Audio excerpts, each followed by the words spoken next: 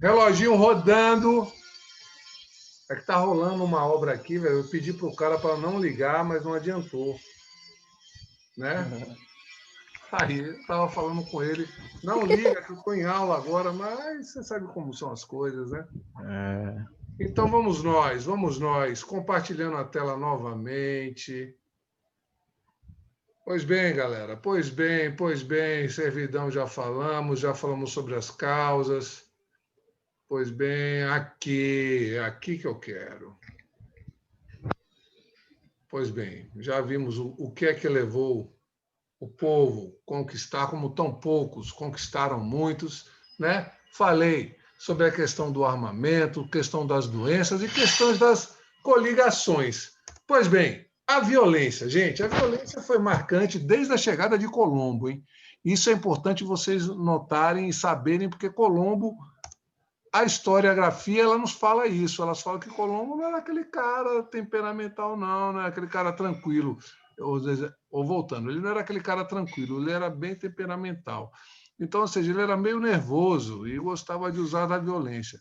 Nos primeiros anos da colonização espanhola, aconteceu apenas nas ilhas do Caribe, com a implantação de cidades, de mineração, o ouro de aluvião. Vocês sabem o que seria o ouro de aluvião? O ouro de aluvião é aquele ouro que ele vai desprender das rochas. Mas, professor, como é que ele desprende? Pela ação da chuva e dos ventos.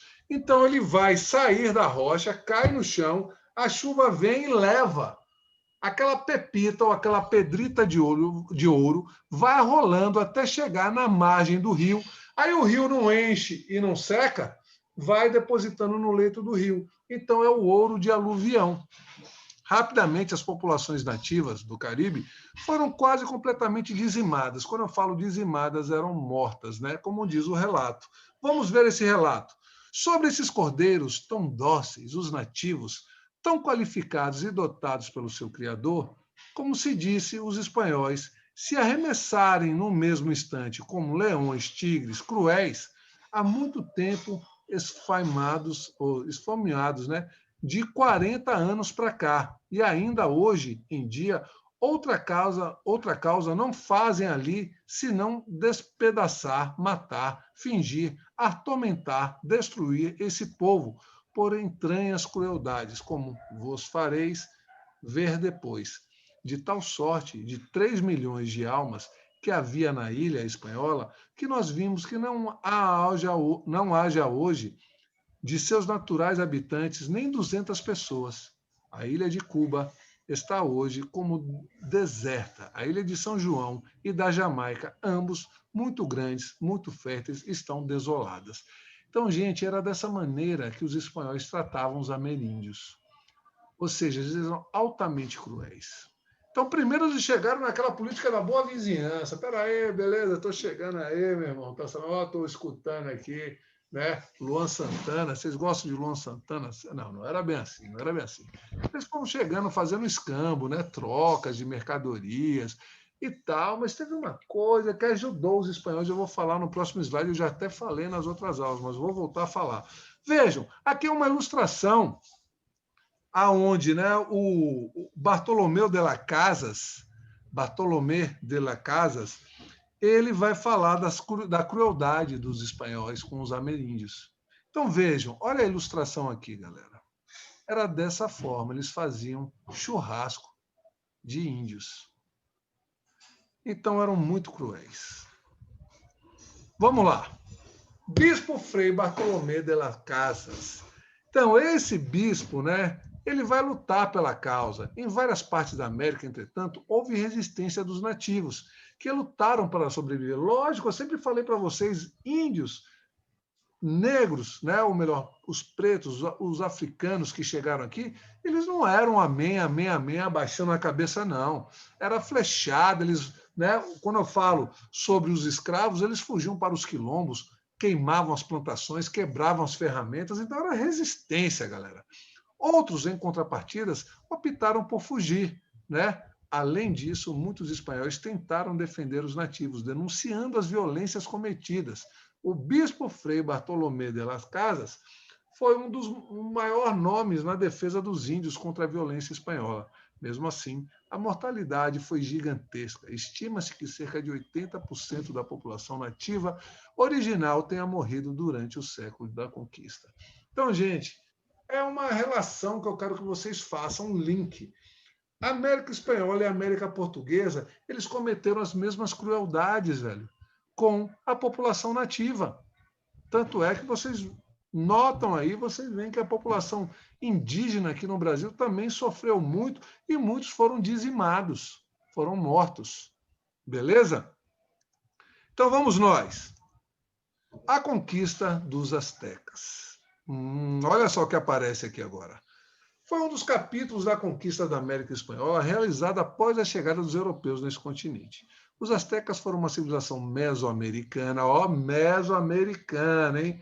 Olha lá, mesoamericana, que habitavam na região do atual México, que mantinham sob o domínio do imperador Montezuma uma vasta população de vários territórios. Então a gente vai ver como se deu essa conquista, né? Então aqui eu tenho Montezuma, vocês estão vendo aqui, e de outro lado eu tenho ele, sim, ele que parece o Visconde de Sabugosa, quando no Sítio do Pica-Pau apareceu, Sítio do Pica-Pau Amarelo, hein? Sítio do Pica-Pau Amarelo, apareceu a história de Dom Quixote. Não sei se vocês conseguiram assistir esse capítulo, onde o Visconde se fantasiou de Dom Quixote. Pois bem, mas ele não é nem Dom Quixote, nem Visconde, ele é Hernán Cortés.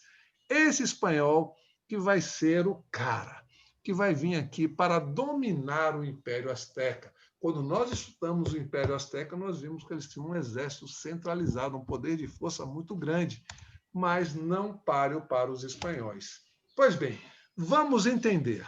Vejam só. Uma mulher. Linda, Malinche. Ela está aqui, ó, na imagem aqui, ó. A conquista dos astecas foi feito atribuído ao espanhol Hernán Cortés, aquele que apareceu ali de armadura. Esse processo iniciou-se no ano de 1519, quando Cortés partiu para Cuba com cerca de 500 homens distribuídos em 11 embarcações. A historiadora Mariana Marlotte afirma que ele obteve o dinheiro para a expedição por um empréstimo. A expedição de Cortés tomou rumo à península de Yucatán, estabeleceu-se no litoral mexicano, onde ficava a cidade totonaca de Zempoala. Assim que se instalou, Cortés recebeu inúmeros emissários do imperador Aztecas Montezuma. Então o imperador enviava emissários para saber quem é ele, quem é, tal e tal, tal. Mas, gente, vai ter uma coisa que vai facilitar no primeiro momento esse intercâmbio. Falarei no próximo slide. A comunicação entre os espanhóis e os emissários astecas era realizada por uma intérprete nativa chamada de Malinche, que falava o Nahuatl, idioma dos astecas, e havia aprendido o espanhol. Então, vejam só, Malinche vai ser o elo de ligação entre Cortés e Montezuma. Vocês sabiam que Malinche é chamada de Judas pelos ameríndios? Ou seja, a traição, porque ela falava tudo, Os espanhóis sabiam de tudo o que os astecas estavam pretendendo. Porque Malinche, ia lá e falava tudo para Hernán Cortés. Bom, então vejam só, agora sim, os primeiros contatos. Os primeiros contatos, como eu falei para vocês, foi amigável, Vejam aqui a foto, eles chegando, Cada um dando um presente, chegando e perderê. Mas tem essa outra foto aqui, Quetzalcoatl. Eu já falei sobre isso. Pois bem, os astecas achavam que era o deus Quetzalcoatl que tinha voltado. Vocês sabem que teve uma briga lá no paraíso, Quetzalcoatl com testa pipoca. E aí o que acontece? Quetzalcoatl foge, é expulso do paraíso e fala que um dia irá voltar, irá regressar. Então ele vai embora numa embarcação, e quando os ameríndios, ou melhor dizendo, os astecas estão lá vivendo dominando o Império Azteca, eles começam a olhar para o horizonte, ver aquelas naus chegando. Eles estão vendo essas pessoas chegando com roupas pomposas, botas, armaduras, chapéus. Ele fala, nossa, Quetzalcoatl voltou. Então, Hernán Cortés ele vai ser confundido a esse deus, Quetzalcoatl.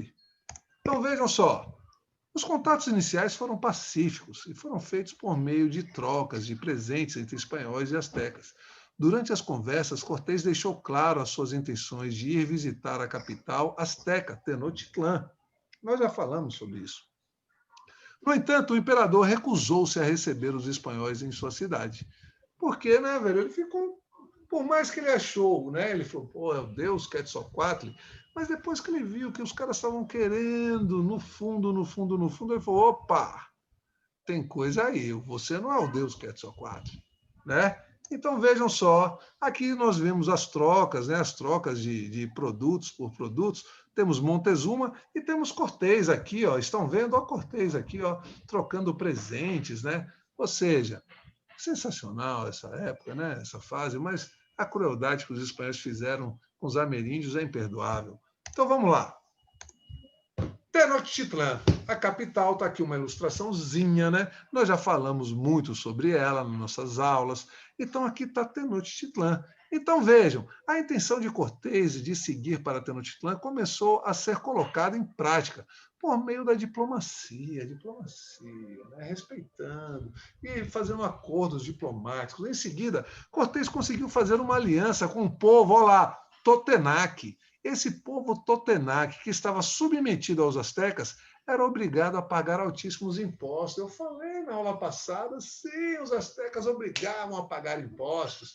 Então, lá vai ó, o espanhol, lá vai o espanhol. Meu irmão, você vai ficar até quando pagando imposto para esse rei asteca, né? Ó, Montezuma só quer dinheiro, dinheiro, ganhar riquezas, riquezas, riquezas, riquezas. Se liberta, eu vou te ajudar, eu vou te ajudar. Com isso, né, ele vai promover alianças, né, para, né, depois ajudar a derrubar o Império Azteca. Caso isso não acontecesse, os astecas dizimariam as vilas totonacas, né? Cortés, então, convenceu os totonacas a lutarem contra os astecas, para que se livrassem dos altos impostos cobrados. Então, vejam só, era olha lá, enquanto os astecas cobravam os impostos dos totonacas, os totonacas viviam nesse regime de, né, serem dominados pelos astecas. Mas chegou o espanhol ali, como, né? Oh, meu irmão, até quando, meu irmão? Pelo amor de Deus, vai ficar aí submisso a Montezuma. Então, o que é que acontece? Aí começou a fazer esse elo. E se os totonacas, né, totonacas não quisessem pagar os impostos, eles iam ser dizimados pelos astecas. Mas aí ficou aquela coisa, e aí ele convenceu os totonacas, né, a lutarem. Pouco antes de partir rumo à capital asteca, Cortés fundou a cidade de Vera Cruz, nas proximidades de Sempoala, e partiu a cerca de 450 espanhóis e milhares de guerreiros totonacas durante o trajeto. Outro povo local, olha cá, presta atenção. Mas, professor, eu preciso, Matheus Carvalho. Ah, está aqui. Então, vejam só. Durante o trajeto, esses nomes que eu vou dizer para vocês, dessas civilizações, eu sempre dou na prova. O Totonac, né? E também tem esse novo aqui, ó, Tlaxcaltecas.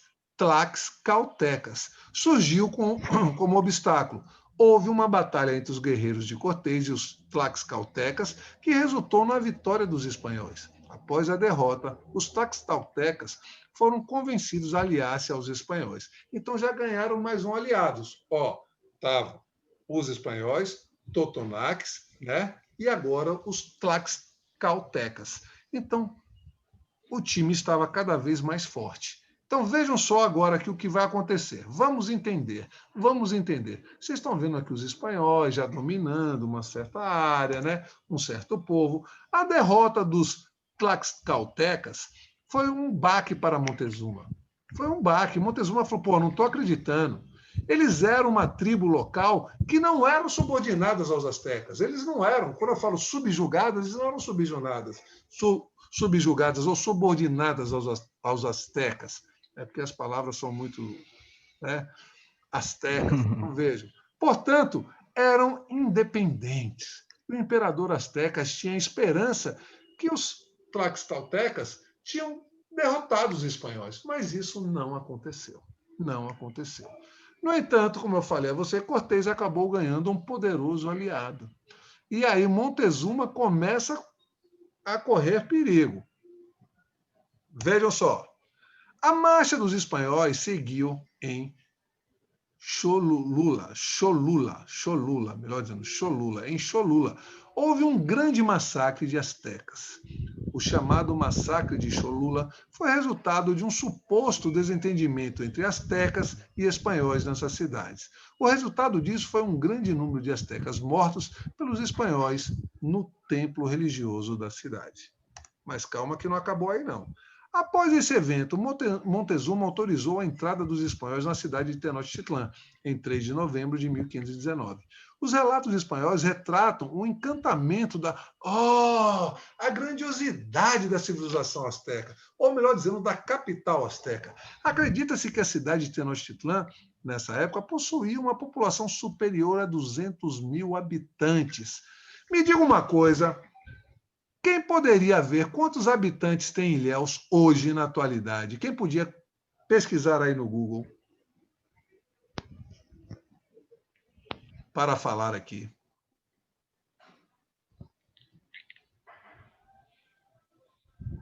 Quem poderia? Vou ver aqui, peraí. Então, vamos lá. Veja aí, pesquise aí. População de Ilhéus hoje.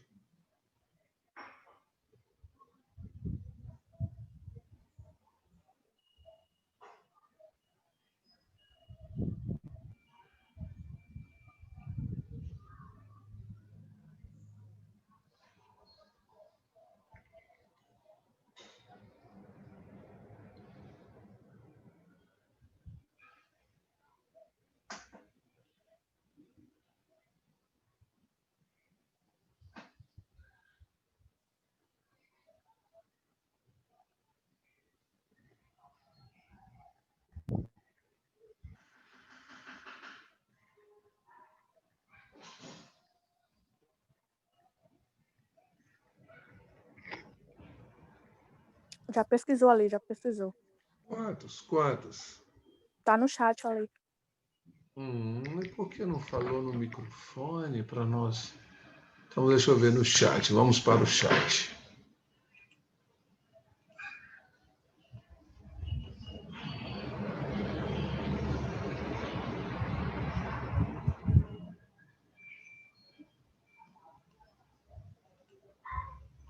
No chat, 148 e 437. Então, vejam só. Aqui tiveram outras aqui. IBGE de 2020. Olha o chat. IBGE de 2020 foi, acho que é o de Gustavo Café.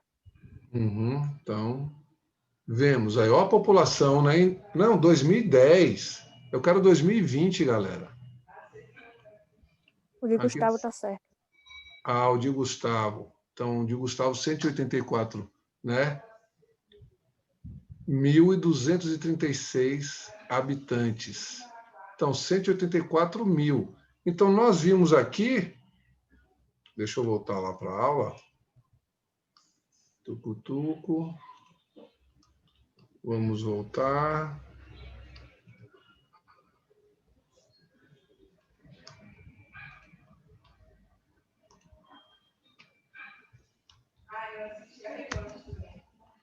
Bom, 200 mil habitantes. Então, não é uma civilização pequena não, hein, galera? Comparados aí, ó. Então, vejam só. A guerra contra os astecas. Agora o bicho pegou, não tinha mais o que fazer. Pois bem, nós vimos que, né, no começo foi uma coisa mais amistosa, pacífica, né? Eles trocaram presentinhos, foi tudo, ó, coraçãozinho, né, amorzinho. No entanto, isso mudou. Cortés precisou retornar a Veracruz, mas antes deixou Montezuma como refém, lógico, né, o imperador, na posse de algum dos homens que ficaram, né, em Tenochtitlan. Quando voltou à capital asteca, Cortés encontrou a cidade em estado de rebelião, após um desentendimento entre os espanhóis que ficaram com os astecas, né? ou melhor, os espanhóis e os astecas. A rebelião forçou os espanhóis a fugirem da cidade. A fuga, no entanto, foi desastrosa. Desastrosa, não é isso? E metade da força de Cortés foi morta durante essa ação. Esse período foi nomeado pelos espanhóis como La Noche Triste, ou, em português, a Noite Triste. Durante a confusão de Tenochtitlan, o imperador Montezuma morreu depois de levar uma pedrada no crânio. Pois bem, vejam aqui uma ilustração que mostra esse conflito. O bicho pegou. O bicho realmente pegou, galera. Então, percebam, Poxa. o domínio espanhol. Ah, tá pensando, por isso que eu falei aquela hora, vamos parar aqui, senão fica cansativo. Então, vejam, após fugir, Cortés retomou os preparativos para recuperar as forças para conquistar, né, para a conquista de Tenochtitlan, porque era o sonho dele conquistar Tenochtitlan. O cerco da cidade foi realizado por inúmeros barcos construídos pelos espanhóis, uma vez que ele estava em uma ilha localizada no meio do lago Texcoco. Já falamos desse lago Texcoco. A capital asteca estava enfraquecida por causa de um surto de varíola. Ó, varíola. Tá vendo aí? Ó, a doença, varíola. Hoje nós temos o quê? Não existe mais. O Covid, né? A Covid-19. Pois bem, mas o sarampo que nós não tínhamos voltou também e foi conquistado após combates violentos. Então vejam só, a queda da capital, as outras cidades astecas foram sendo progressivamente dominadas pelos espanhóis. Cortés foi instituído pelo rei espanhol Carlos V como vice-rei da Nova Espanha. Nova Espanha era, como era chamada, né? Essas províncias na América Espanhola, como Nova Espanha, porque pertenciam à Espanha. E paramos e terminamos aqui quando falamos sobre, né, os astecas e vimos Hernán Cortés, vimos o papel de Malinche, né, vimos toda essa questão dos elos, né, das ligações que Cortés fez com as tribos para derrotar os astecas. Amanhã nós iremos falar, sim, galera, sobre o Império não. Inca. Mas o Império Inca, vocês vão ver que ele Poxa, é já muito acabou, mais véio. curto. Muito mais curto. Beleza, galera? E aí depois, amanhã, vai ter atividade para casa. Hoje, eu peço a vocês, né? A atividade que eu botei para casa é fazer uma leitura sobre o Império Inca, aqui no nosso módulo, na página 9 e 10. Tranquilo? Então, primeirão, nos vemos amanhã. Agora, estou sentindo vocês muito calados, vocês não estão perguntando. Estão muito Mas calados. nós estamos ouvindo você, ué. Sim, ouvindo, mas pode falar, professor, e aí? Entendeu? É que eu digo, poxa, a história, ela narra, e assim, vocês podem participar mais ativamente sobre isso, mas eu estou sentindo a galera muito reservada. Não é só ouvir, porque senão fica um monólogo. É participar. Primeiro a gente vai estudar sobre esse assunto para quando Então, eu quero ver na amanhã hora. os Incas, como é só 9 e 10, vocês vão poder participar mais, e amanhã eu vou começar a dar ponto, hein? Dar ponto na minha... Então, nos vemos amanhã. Beleza? Tchau, tchau. Até amanhã, galera. Até.